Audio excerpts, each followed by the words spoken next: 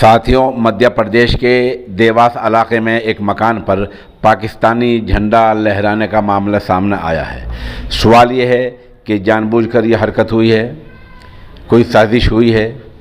जाहिर सी बात है, हमारी मुस्तैद पुलिस इस तह तक पहुंचने की कोशिश कर रही है।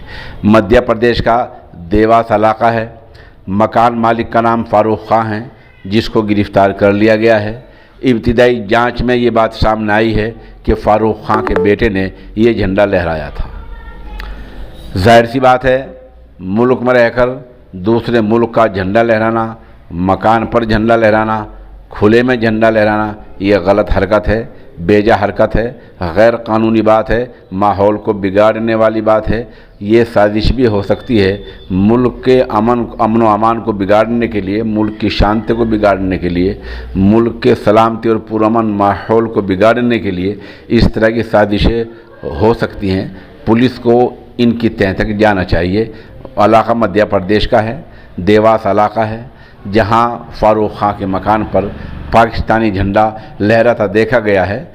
हुक्काम ने, पुलिस एहलकारों ने झंडे को उतार लिया है। फारूक खां को गिरफ्तार कर लिया गया है, उससे पूछताछ जारी है।